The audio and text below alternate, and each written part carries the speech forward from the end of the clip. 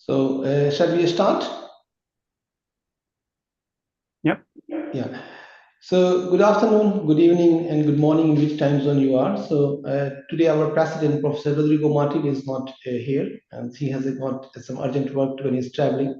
So before I proceed, I think I will request Sarah to play. He has recorded a message for us. So Sarah, please play the message, and then I will continue.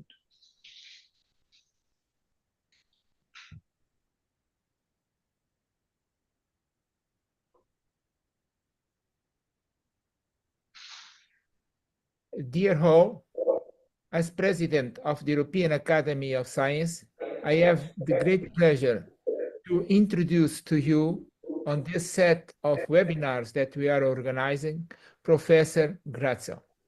Professor Graetzel is a pioneer in molecular photovoltaics, whose contributions have revolutionized the solar energy conversion.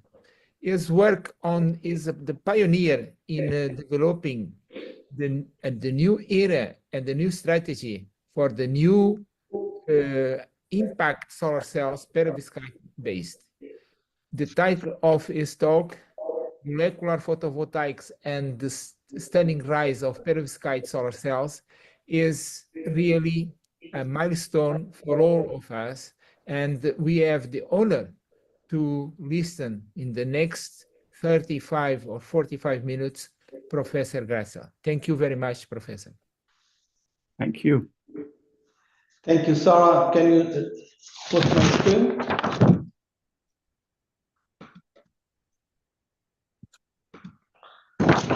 So again, good afternoon, good evening, and good morning in which time zone you are. Dear colleagues, guests, member of the Presidium, researchers, ladies and gentlemen. I am deeply delighted to welcome you to attend the second seminar series of European Academy of Science. It is our opportunity to engage with the global leader for science and society. This conversation is being recorded and also live on YouTube and will be available on our YouTube channel. My name is Shahzada and I'm a professor of material science. Today, for the next 1 hour, I am joined by Professor Michael Graetzel. I have a great pleasure of introducing him today and knew him for nearly 2 decades. Allow me to quote Nigel Hamilton. Nigel Hamilton, the biographer of John F. Kennedy and Field Marshal Montgomery. Montgomery was a veteran of World War II. He's a commander-in-chief of World War II. So allow him to quote. So Nigel Hamilton quote, biography is simply the orphan of academia. If a leader does all that the historical forces make indispensable, then the person is not as important as the moment. In this context, if you look at the career trajectory of Professor Michael Graetzel, it endorsed Nigel Hamilton. Graetzel studied chemistry and earned his doctorate in the physical chemistry from TU Berlin in 1971 and habilitated from Free University of Berlin in 1976. He has since 1977, he has been a professor at the EPFL, École Polytechnique Fédérale de Lausanne, where he directs the laboratory of photonics and interfaces. Graetzel discovered molecular photovoltaics, being the first to conceive and realize mesoscopic photosystem based on molecular light harvester that convert light to electricity. He is credited with moving the photovoltaic field beyond the principle of light absorption by a diode to the molecular level. His revolutionary design approach made a new paradigm in the field of photovoltaics. Today, the perovskite solar cells that reaches the solar to electric conversion efficiency of 27% emerged from his lab. His research also led to the advancement on lithium-ion batteries and photoelectrochemical cells for solar-driven water splitting to store renewable energy and CO2 reduction. Graetzel's work has been summarized in nearly 2,000 scientific publications, which have received nearly 500,000 citations with an H index of 300. A recent ranking issued by Stanford University places Graetzel in the first position on a list of 100,000 top scientists across all fields. He received honorary doctorate from 14 leading universities across the globe. member of 12 foreign and national academies, and delivered over 50 indoor lectures. And if I want to mention all his prizes and merit, I may need another 30 minutes to keep going on and on and on. So just please allow me to list only of the key recent prizes.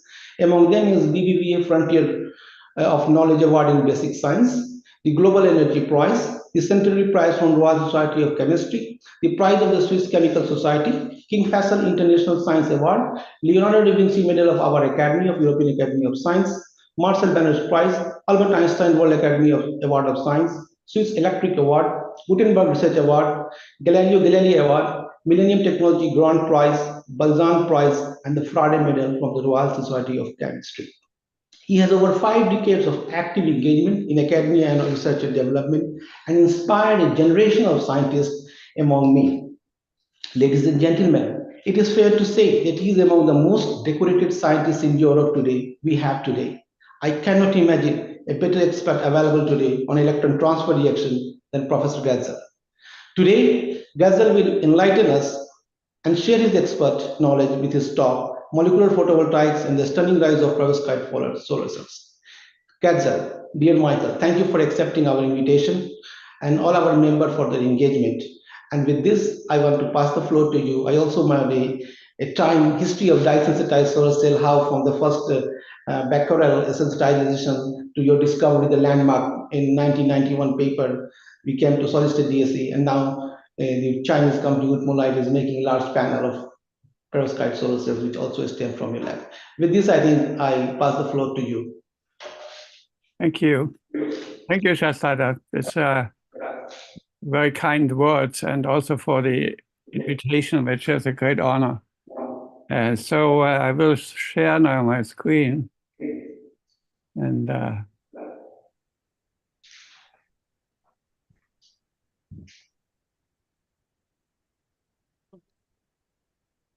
okay.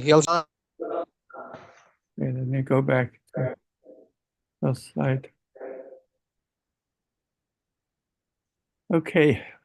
Well, it's a pleasure and honor to give this talk at the European Academy of Science. And yeah, the lecture will be on molecular photovoltaics. And inspiration came from the most famous molecular photovoltaic system, which is the green leaf. And so out of this research emerged also a new technology, which is the perovskite solar cells. And at this stage, we have 400 companies in China making those cells. So I just wanted to, this afternoon, to describe to you a little bit our journey, how we got there and where we stand today. And so inspiration, everybody who works in this field wants to develop clean and renewable energy resources. And so, so it's clear that oil will go down and hydrogen will emerge as a major energy carrier. This is actually, this data comes from a shell analysis. It's called Skysenar. You can find it on the internet.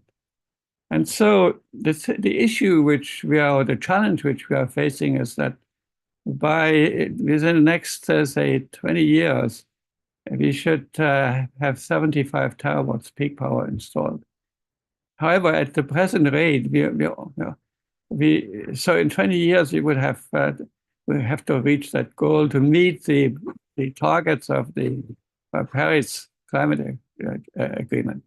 However, I mean, at present, we are installing at a rate of 300 a year instead of 3 terawatt a year. We have 300 gigawatt a year. So it would take 250 years to reach this if we continue. So that's a challenge. We have to speed up, and so new technologies may have to kick in. And so one of the emerging technologies is the dye-sensitized cells and perovskites. And as you can see, the silicon use a lot of very highly pure material. For 1 megawatt installed, you need 7 tons of silicon. And 1 megawatt is not all that much. There's a peak power installed. And so, but you see perovskites and dye-sensitized, they're much lower, almost a factor of 1,000 lower.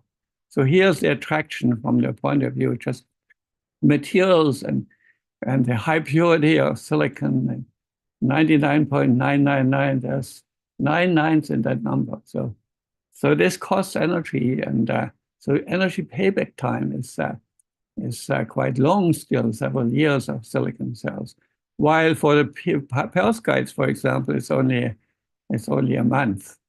And we also note the high carbon footprint of silicon. Why is that? Well, to make silicon panels, it takes a lot of energy, and so how is that produced? Well, mainly from burning coal. That's highly polluting, and so we have, for each kilowatt hour, we have 50 grams CO2 emitted. And so if we would cover all these 75 terawatts I was showing you by silicon panels, I mean, this kind of CO2 release would be many gigatons. And let me remind me, we want to get to zero CO2 emission from currently 40 gigaton per year emission. And there's also the recycling. So that's something one has to think about, because there's a tsunami of PV panels that is trying to reach us soon. Yeah, so let's now go to the core of my lecture. As I said, the inspiration came from the photosynthesis, and yeah, that led to the two innovations, and the dye-sensitized solar cells, and the second revolution, perovskite solar cells, which today have close to 27% power conversion efficiency. And the dye-sensitized cells have meanwhile been commercialized. They are not competing with silicon. They have their own markets, like these panels that collect vertically the solar radiation. And there's also now a large production capacity in commercial products that use ambient light to power electronic equipment. Yeah, so as I said, it's our inspiration. It's a molecular system. And let me just remind you that the stored power, so this is the power produced by photosynthesis, but in form of stored chemical energy, is 32 terawatts. That compares to remember I mentioned the 20 terawatts we are presently consuming. And so photosynthesis is a major source of our renewable energy, and so yeah, the molecular systems emerged from a study that was actually done by Professor Goodenough and published in Nature in 1975. At that time, he was in Oxford, and we became friends. So he had sensitized the planar titanium electrodes by a ruthenium complex. And as you can see, actually it was the right approach. He used the ruthenium complex with the attaching groups, these carboxylates that would coordinately bind to surface titanium ions. And this is a self-limiting process. Once you have saturated the surface sides, there's no more dye adsorption. So it's a way, just by a simple dipping, you can make a self-assembled monolayer on the electrode. In his case, he had used a single crystal Ti2 electrode, and what he observed was there was some electric current produced under light. However, as you can see, the current level is very small, 70 nanoamps per square centimeter, which with a reasonably high intensity light source. And so, yeah, that was, it's about 5 orders of magnitude below that what a silicon cell would produce. And so in these days, when we started our research, this method was decried as being highly inefficient and not promising. And so everybody was going for silicon and other technologies. However, we had a different approach. We had been working on colloidal semiconductors, the first actually to investigate those colloidal semiconductors. And we had found that we could sensitize those colloidal particles very efficiently. Injection rates were much faster than recombination rates of carriers. And so we took a patent out in 1988 after we had done some model studies on a high surface area electrodes. And so that patent was the base for the DSC development. You can see that here's our patent, and then these patents came afterwards. These are still our patents, but today we have close to 5,000 patents in the DSC field. And yeah, and as I said, how did we achieve that? How did we have the idea to use the mesoscopic electrodes? Well, as I said, we had done a lot of work on these colloidal semiconductors for years. It was a fundamental studies, curiosity-driven. But we noticed here, you see there's a paper, photosensitized electron injection. That really was a key paper which inspired us. And so finally, the structure which evolved from at the end was, or at the end, in the beginning of the 1991 paper that Shahzada mentioned, was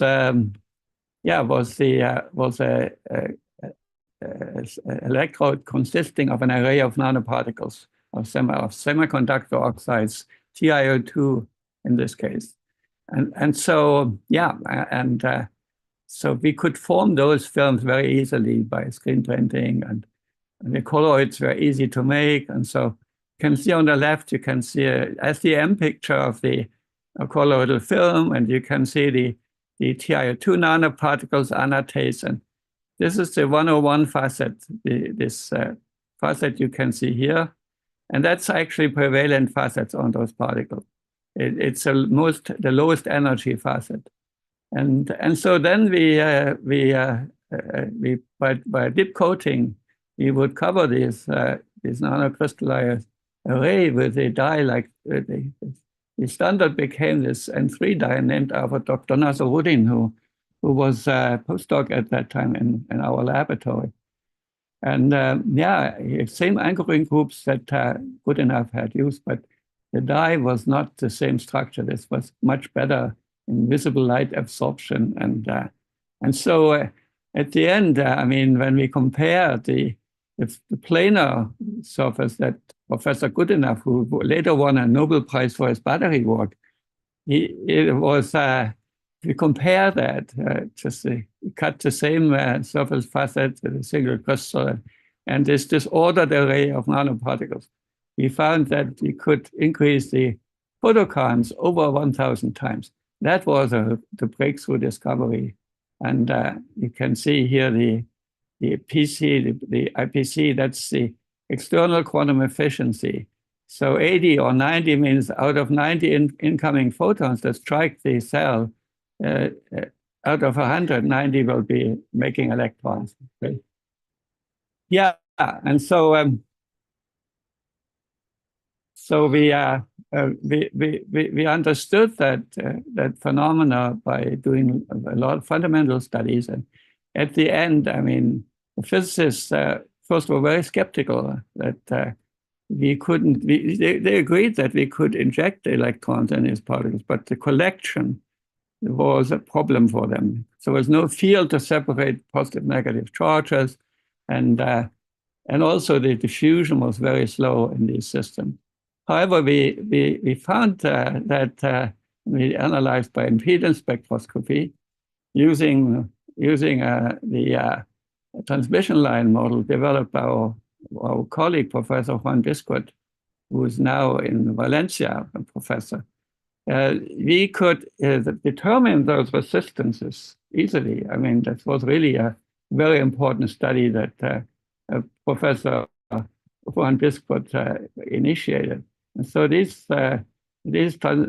resistances could be measured, and then we could determine the transport and recombination time from these of electrons, and that gives the collection efficiency. So finally, we find it's easy enough to say if we have if the transport is 100 times faster than recombination, then I mean, we will collect all the charge carriers, 99% at least. And so, so let me move on to the next slide. And so, and I just want to close the window. There's some noise here. So yeah, at the end, I mean, these studies culminated in the paper we published together with Brian O'Regan in 1991, and that reported on these cells which, as I said, consisted of these nanoparticle arrays covered with a molecular sensitizer. And then it's very simple. I mean, you just need a collector, glass, conducting glass at the front and at the back side. And yeah, this is how the cell can be made. And you see one of those devices here. It looks like a colored glass plate, but it's a photovoltaic cell. And in ambient light, it turns this fan. That's one of the features of the dye-sensitized cells. They're very efficient in ambient light, and that has led to companies like Ambient Photonics that make devices that are special, especially highly active in collecting ambient photons. So yeah, this paper has actually over 37,000 citations now. And so it's probably one of the most highly cited works. And here's Brian and I at a meeting. Yeah, now let's just look at the energetics for a minute. So we have that excitation, the light, electron is injected, goes in the external circuit, comes back, and now we have to shuttle it back to the sensitizer. So you need some kind of a redox shuttle. It could be a solid state whole conductor or redox couple. Initially, we used iodide and iodine. And that was not a good choice from the energetic point of view, because you can see that half of the photon energy was lost in a regeneration reaction. So in other words, the oxidized dye gets reduced back to the starting state using iodide. However, the energetics are not very favorable for photovoltaics. And so there is a big voltage loss. So our cells for a long time, they had troubles getting more than 10% efficiency. 10% was kind of certified, or a little bit over 10%. And but today we have this issue was solved. And but on the one hand, we new sensitizers were developed, and these are organic type sensitizers. And you can see that here, for example, we have a donor acceptor type molecule. And so when you excite this dye, the electron flow from the donor to the acceptor, from the top and to the bottom. And the acceptor is linked to the Ti2, which is ultimately receiving the electron. So these are rationally designed molecules that work very well. There are many variants, but here I mentioned the work of pioneering work, I should say, of Anders Scharkfeld, but also Professor Marina Freitag.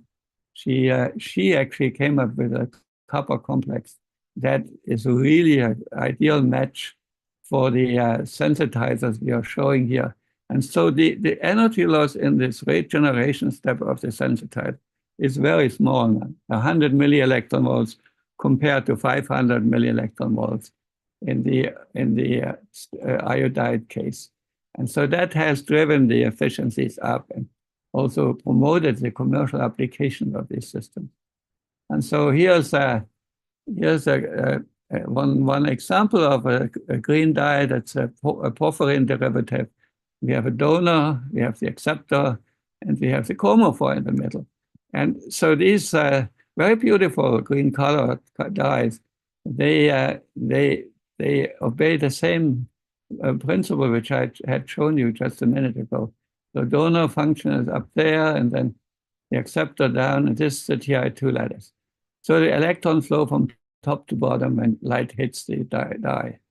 And so this has given rise also to optimized structures. And here we have the first dye-sensitized solar cell that achieved 13%, was published in 2014. And that paper also is a very highly cited paper, because you can see in the black dots here that the whole visible range, a single sensitizer, can capture the whole visible range. And over 80% of the incident photons, the photons that hit the cell, are converted to electric current. Sometimes we even get 90%. And so the dye is as good as a top-notch quality silicon cell in terms of visible light harvesting. But of course, we use much less dye, and the production is much cheaper of those dye molecules. And so here's some, before I pass to the perovskites, here's some of the commercially produced panels. And so recently we have actually had a quantum jump in the efficiency. And this was due to the introduction of the redox copper 1,2 redox shuttle. And again, we should give Marina Freitag and Anders Hagfeldt credit for having driven this development of the copper redox shuttle. And so, yeah, so we're looking forward, of course, to working now on going further up in the efficiency. And the Nature paper that reported on these results was published in just 2 years ago. And here are the three Chinese postdocs that really did an excellent work for this important publication. And yeah, I just want to come now to that's the last point I mentioned before we go to the perovskites.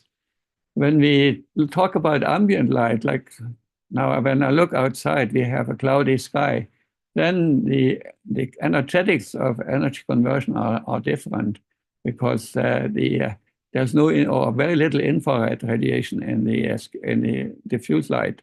And so the short-peak Graetzel limit, which is the optimum band gap of your absorber, shifts to the blue. And this is particularly true for LEDs, for light energy, for light-emitting diodes that are used as indoor lightings. And so instead of having 32%, that's a solar to electric conversion efficiency.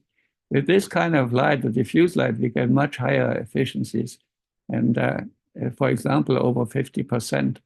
And so that's a real worthwhile source to recapture indoor or diffuse light and convert it back to electricity. And the DSCs are on top. They have reached the highest efficiency amongst the emerging and also conventional photovoltaics.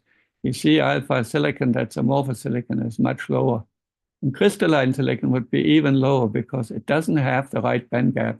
You see optimum band gap is 1.8 EV. With a sensitizer, you can easily get to this absorption threshold, but silicon has a too low a band gap, and so the efficiency falls very steeply when you go to the right. And so, yeah, I mentioned the ambient light harvesting. And Exeter is a company in Sweden that was founded in 2014. And you see the Swedish king is here in the middle. He liked the photovoltaic molecular technology.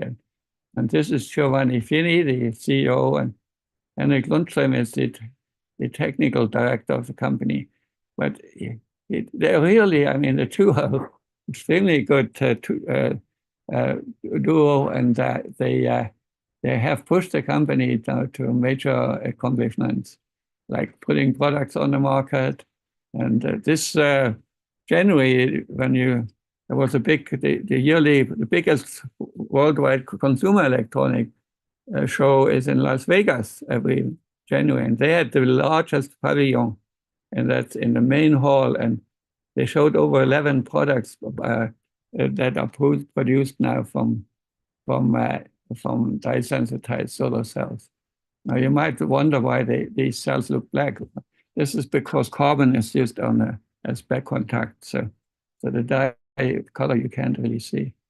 Here's some other applications like this remote control, and you don't have a battery problem anymore. They are self-powered, or portable speaker. They don't need battery anymore. So it's really a battery replacement in many ways. And so that is something that really kind of revolutionized not only this field, but the IoT. IoT needs billions of nodes that could all be powered by the dye-sensitized solar cells. And Ambient Photonics, a company that was created 2 years ago in California, they target the IoT market for their cells that are also very nice, very efficient dye-sensitized solar cells. And so, as I mentioned initially, the perovskite cells emerge from DSCs. And so what is so special about the perovskite? Well, they have a lot of attractive properties, like strong light absorption visible. It's listed here on the slide.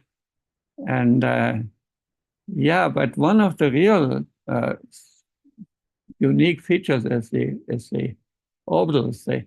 Both the HOMO, which is the valence band maximum, and the LUMO, conduction band maximum, they are antibonding. So that's the amazing feature about these cells. And so when you break, say, a lead iodide bond, the formula is MAPBI3. So if you break that bond, it actually stabilizes the system. While in silicon, if you break a silicon-silicon bond, you would make a very deleterious defect in the middle of the band gap. And so this technology started with Miyasaka's work on a DSC that used nanoparticles of methyl ammonium iodide, the perovskite, as sensitizer. However, they were unstable in the liquid electrolyte because these are ionic crystals that dissolve in polar solvents. And so, so the switch to the solid-state hole conductor was key to the present development. And so the two papers appeared there was an intermediate step that Professor Kanatzidis from Northwestern, he published a paper in Nature, all in the same year. There were 3 papers published in 2012. And here he was kind of a hybrid, a dye-sensitized N stands again for nazarudine. And so we had dye-sensitized CO2, but he used a hole conductor that was a perovskite, a solid-state device. And so he found that perovskite did some co-sensitization. Then, these are perovskite cells per se, they have no other absorber. And 2 papers appeared, and we're collaborating with Namgyu Park on this pioneer study. And these 2 papers all use the Spiro now, the spiromeotype, that's a triarylamine hole conductor. And that was already published. This molecule was used for DSCs, for solid-state DSCs, much earlier, like 14 years earlier. You can see you do fundamental research, and then all of a sudden, a decade later, you can use that to your advantage and make a major advance or breakthrough. And so the cross-sectional picture of a perovskite solar cell is shown here. It's like the dye-sensitized has a conducting glass and a mesoscopic TiO2 or tin oxide, and but the main absorbing is actually the layer on top of, which is the perovskite solar cell, perovskite photovoltaic material, and then you have you have electron selective contact and hole selective contact, and that's all you need for photovoltaic cells. You don't need a p-n junction really. If you have 2 selective contacts and you have a photoactive material that produces the diffusion lengths, the carriers, that must be at least as long as the light absorption length, which in the perovskite is about a half a micron. And so the diffusion length of the carriers is several micrometers. So you can capture the carriers before they recombine. You don't need an electric field to separate. It's very similar to dye-sensitized cells, where the carrier lifetimes are in the second domain, hundreds of milliseconds. So even though the diffusion is not very fast in the DSC, we can capture those carriers. And the perovskites, the diffusion is fast, and so recombination also faster than for dye-sensitized. But you have that product of fusion coefficient and lifetime is large enough to ensure that you capture these charges. And so a couple of years ago, we had the first prizes given in the UK, in London, for rank prize for these inventors. And yeah, I like to also mention an early book that kind of gives a nice review of what the earlier contributions to the field were. And you see the three authors, Namgyu Park and Miyazaki and myself. So but of course we didn't write that book. There were many contributions. And so today we have a very nice progress, and the efficiency is now at 26.7%. That's certified, and the tandem with silicons have 34.6%. So they beat the Shockley Quasar limit, the silicon perovskite tandem. Yeah, so we have done a lot of studies. It would take me hours to summarize all of this. So what I prefer to do is to just show you an example of how progress was being made and how we get to high stability. And it is very, very important now to have scale-up happening and show that these cells can last in outdoor operation. And the challenge is to meet silicon stability. Now, the silicon has an incredibly good stability. Over 1 year, the efficiency declines only by 0.5 percentage point. So, in 25 years, you lose about 12%. And that is really a challenging target. Now, can we reach that currently with a perovskite solar cell? No, but you're making very good progress. And I'm showing you now an example of how progress was being made. So first of all, I mentioned this particular A-cation, which is called formamidinium. The formamidinium lead iodide is actually preferred composition formulation for photovoltaics. It has the lowest band gap. So optoelectronic properties are superior to other A-cations, like cesium or methammonium. However, there's a big drawback, big caveat. This phase is not stable below 100, say 60 degrees Celsius. And so, yeah, I mean, it doesn't serve any purpose if you have a photovoltaic material that converts to an ineffective, actually a phase that is not only photovoltaically ineffective, but it also produces recombination reactions. And so you don't want this in a mixture. So how do you maintain this alpha phase? And so, yeah, it was discovered that when you mix A-cations like cesium and formamidinium, then you can stabilize the black phase. And see that very clearly here. They start with the yellow phase of both compounds at room temperature. Have the yellow phase as more stable, but when you mix them in a mortar, you can do a mechanochemical synthesis. We pioneered that with Professor Lewinsky from Warsaw, and so if you mix those in a mortar, it turns black, and so that's a magic way. So today's formulations are. The preferred formulations are these combinations. The cesium, say 5%, and the rest is formamidinium. And so these are certainly the formulations that people use now in commercial perovskite cells. And so, however, there was a drawback with the cesium when you use those mixtures. And I should mention to you, the films are made from solution processing. So you have the precursors in solution, and then you spin coat the material, the ink on the conductive support. And then you add an anti-solvent or you move the solvent, and then precipitation of the perovskite happens. However, what happens with these formulations is the cesium precipitates much faster than the formamidinium. So you get some inhomogeneous distribution of the cesium across the film. And so that needs to be controlled. And in a recent paper that came out in Nature, we joint paper with the Nankai group, we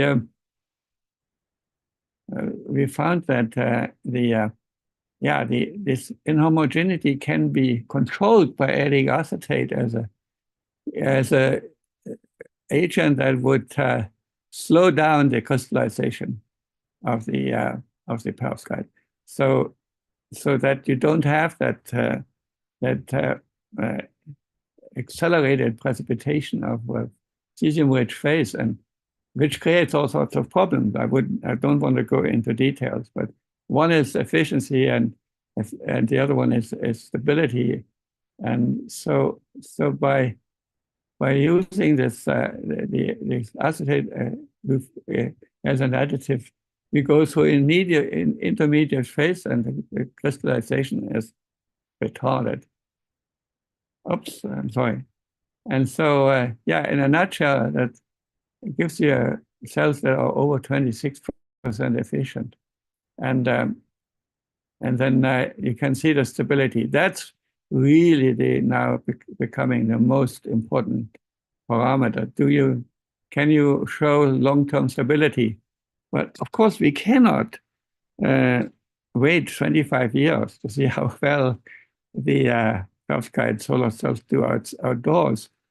And so, although outdoor tests are ongoing, they are slow. So how do you get an answer whether your formulation in your cell is stable or not? You have to do accelerated tests. And one of the most challenging tests is to have the combined stress, high temperature, high humidity, and maximum power point tracking. Maximum power point tracking means that you keep the cell at the maximum power point of the voltage. So there's always a voltage, and it's a voltage that gives you the maximum power output, the maximum efficiency, if you like. And you can see that just by using that simple trick with the acetate, you get now a result where over 2,000 hours of full light soaking, and you have humid, and you have the maximum power point. So it's high temperature, full light, and maximum power, but the electric field is there. And still you can see, I mean, there's hardly any degradation. Now, if we now take that result and say, can I extrapolate? Yes, you can. You can extrapolate. And a result like that is comforting. It tells you that this cell would have an extrapolated lifetime of over 20 years. And so because the temperature is lower under real conditions, there's night and day phases. It's not always full light. However, there's also temperature change. And so the temperature cycling has to be done as well with those cells. And that's being done. And so we are now working on a production plant in Turkey with a group called Güneş perovskite solar cells. And the goal is to make cells that are based on carbon as a charge carrier collector, as a back electrode. And and so this is now on its way. And we should have the pilot ready actually this year in Adana, Turkey. And so, I start with the dissemination, and now I finish rather an education. And so, I mean, many years ago, just in the magic year 2012, I was invited by Bill Gates to see him. He was interested in our research in solar fuels also in particular. And so we went with I went to see him in Seattle. He paid for a business flight to Seattle from here just to talk to us. Nate Lewis was the other scientist who was in a discussion. He's a professor at Caltech, and so for 4 hours discussion with Bill, and then he became intrigued by the idea of making solar fuels. And here he's visiting Nate Lewis' lab at Caltech, and he set up a breakthrough energy fund that it's called Breakthrough Energy Vendors. And I know several startup companies that have been funded. So I draw your attention to if you go on the internet, you can find their website. And if you want to raise money for solar-related fuel production or electricity production, you can apply to this fund. They have now collected over $1 billion. And at the end, I mean, we have to motivate the young generation, and so the dye-sensitized cell is unique. I mean, you can have young kids make themselves a solar cell.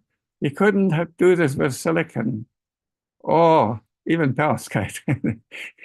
So the dye-sensitized, it's simple, and the only thing you need is you have to have a source of dye, and so you can use berries. And these berries have for example, blackberries or raspberries, blueberries. They have this anthocyanin dye, and you see the two hydroxyl groups.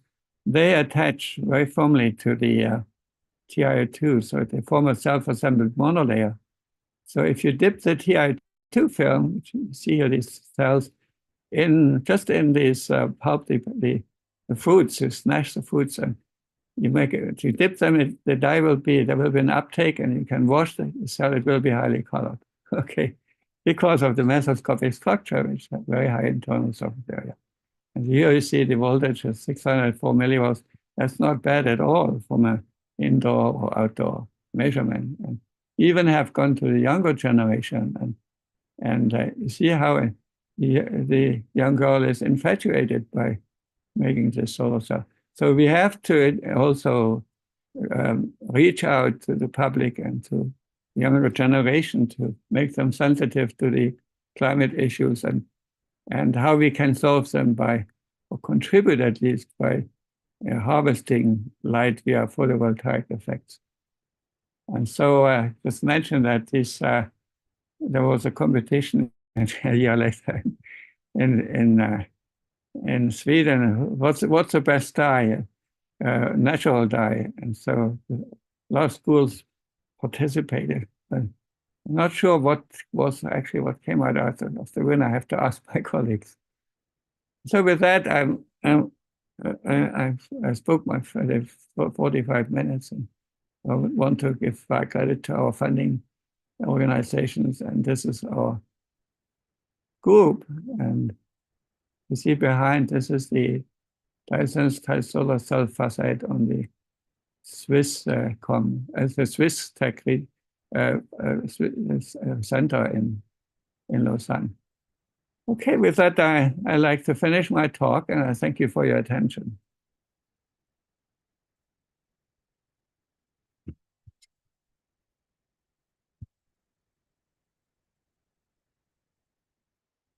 Hello? Sorry. Thank you very much, Professor Graetzel, for your talk. We have 10 to 15 minutes, and the talk is open for questions. So I expect our audience and our members from the academy, if they have any follow-up questions to them.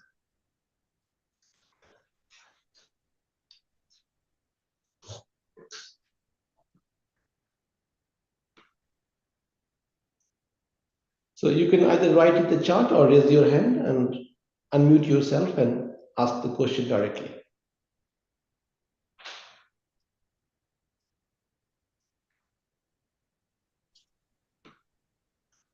Can I ask a question?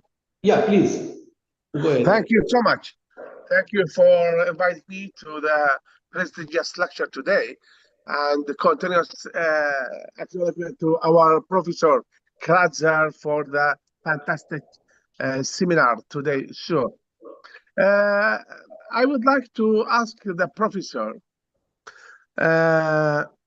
about the fourth generation of the solar cells. I am interested in employing nanotechnology in solar energy. Recently, I have published a book entitled Quantum Dots, Synthesis, Characterization, and Optical Investigation by IOP, a publisher in UK. So, do you think that the quantum dots could be the fourth generation of solar cells? Thank you. Oh yeah, actually, quantum dot cells are very close to the dye-sensitized cells. The initial perovskite cells were actually these are nanoparticles or quantum dots of perovskites that were used to sensitize the like the mesoscopic structure I showed, that there is a quantum dot analog, and yeah, today's quantum dot cells, they have reached.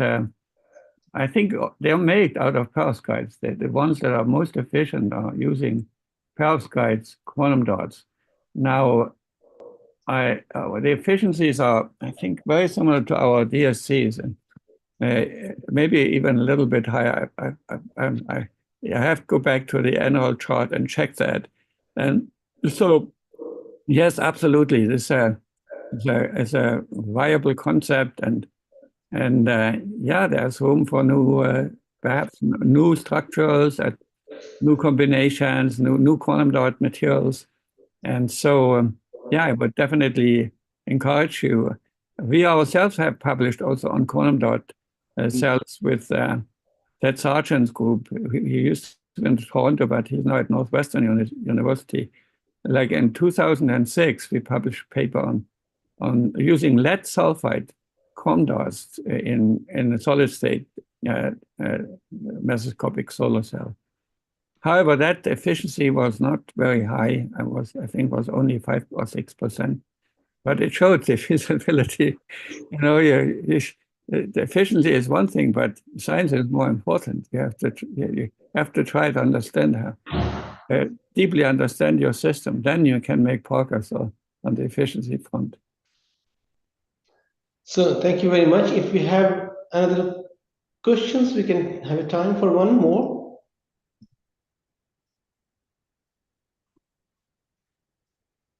Okay, if not, then can I, Graetzel, I have a question. What do you see as the pathway for the future that any new technology the society can use? Do you think that in the next 5 years it's going to happen and we can see a wide scale deployment of any type of emerging solar cell technology? Yeah, I think that the third generation, we call them third generation, is developing now at a very rapid pace, and progress is being made on the efficiency and stability front, and the scale up also is happening. And so now there are panels that are over 2 square meter size, okay. And so you showed one of those. They're not quite as big, but I just heard today from China they have now even bigger ones.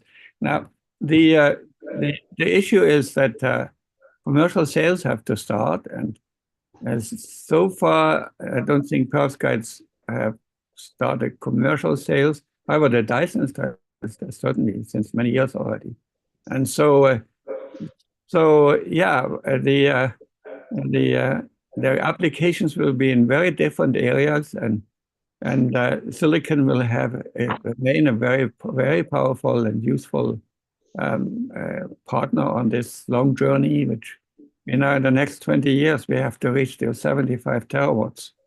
And if not, then we have really big problems. I mean, the emergency, the climate change, and all of this. That we should keep in mind. We should keep it in mind. Right, we have a huge requirement. The requirement is very high, and the pressure is very high, also high on society. So we hope that either of this technology will come up, and Asian countries are pushing very high. The panel I showed, Nazir has passed me this information, I think, a couple of months back from a Chinese company of 2 meter by 1.5 meters square. Yeah, yeah, Yeah, so yeah. these companies are pushing a lot.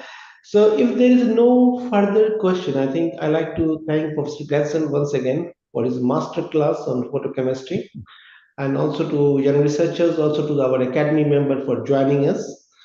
And with this, I think, Sarah, do you have something to say or no? Okay. So Can I now? Can I one question? More question? but be concise, please. Yeah, sure. Prof, for the efficiency of quantum dots is around 5 to 6%.